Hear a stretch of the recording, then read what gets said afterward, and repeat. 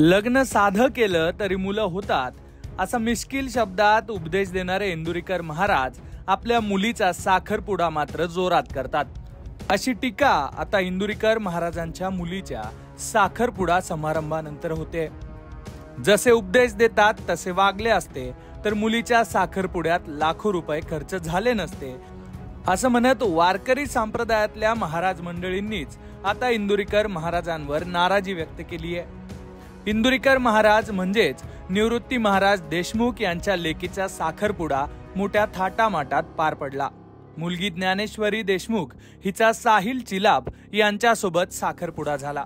साहिल चिलाप हे पुण्यातल्या जुन्नरचे रहिवासी असून ते उच्च शिक्षित आणि व्यावसायिक आहेत। गावाकडे त्यांची मोठी बागायती शेती सुद्धा आहे। अहिल्यानगर मधल्या संगमनेर शहरात इंदुरीकर महाराजांच्या मुलीचा साखरपुडा मोठ्या थाटामाटात पार पडला। या कार्यक्रमात हार तुरे शाल नारळ देऊन कोणाचे सत्कार झाले नाही, पण दुसरीकडे एसी हॉल मध्ये शाही थाटात हा कार्यक्रम पार पडला। संगमनेरच्या वसंत लॉन्च मध्ये हा कार्यक्रम झाल्याची माहिती आहे। फुलांनी सजवलेल्या महागड्या गाडीत सनरूफ मधून बाहेर येत इंदुरीकरांच्या मुलीनं मोठ्या थाटात एंट्री केली। याच गाडी समोर ओपन जीप आणि मागे अनेक गाड्यांचा ताफा होता। स्टेजवर फॅन्सी स्टाईलनं फोटोशूटही झालं आणि बड्या मान्यवरांनी वधूवरांना आशीर्वादही दिले। यावरच आता लोकांनी सोशल मीडियावरून टीका करायला सुरुवात केलेली दिसते। तर दुसरीकडे वारकरी संप्रदायातल्या महाराज मंडळींनी सुद्धा यावर काहीशी नाराजी व्यक्त केली आहे। निवृत्ती महाराज देशमुख यांच्या मुलीचा काल साखरपुडा झालेला आहे। साखरपुडा अत्यंत जोरदारपणे झालेला आहे। लाखो रुपयाचा खर्च साखरपुड्यामध्ये केलेला आहे।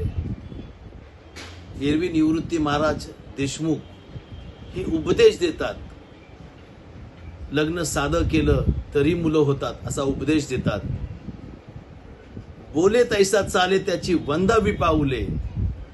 निवृत्ती महाराज जसे उपदेश करतात तसे जर वागले असते तर कालच्या साखरपुड्यामध्ये एवढा खर्च झाला नसता।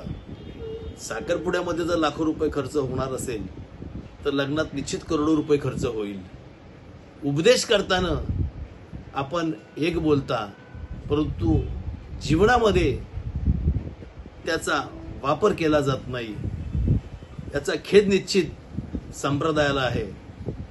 जर निवृत्ती महाराजांनी उपदेश केला त्याप्रमाणे वागले असते त्याचा निश्चित अभिमान संप्रदायाला झाला असता। हरिभक्त परायण इंदुरीकर महाराज हे आपल्या कीर्तनातून नेहमीच समाज प्रबोधन करतात। लग्न सोहळे साध्या पद्धतीने करा, खर्च करू नका असं ते आपल्या खास शैलीत सांगत असतात। पण आता त्यांनी आपल्याच मुलीच्या साखरपुडा समारंभात एवढा खर्च केल्यानं त्यावर नाराजी व्यक्त होतीये। दुसरीकडे इंदुरीकर महाराजांनी आपल्या मुलीच्या साखरपुड्यानिमित्त शेतकऱ्यांसाठी 1 लाख रुपये दान केल्याचीही चर्चा आहे। मात्र थाटामाटात झालेला हा साखरपुडाच जास्त चर्चेचं कारण ठरतोय। तुम्हाला या सगळ्या कार्यक्रमाबद्दल आणि यावर व्यक्त होणाऱ्या प्रतिक्रियांबद्दल नेमकं काय वाटतंय ते तुम्ही कमेंट करा आणि लोकमत पाहत राहा।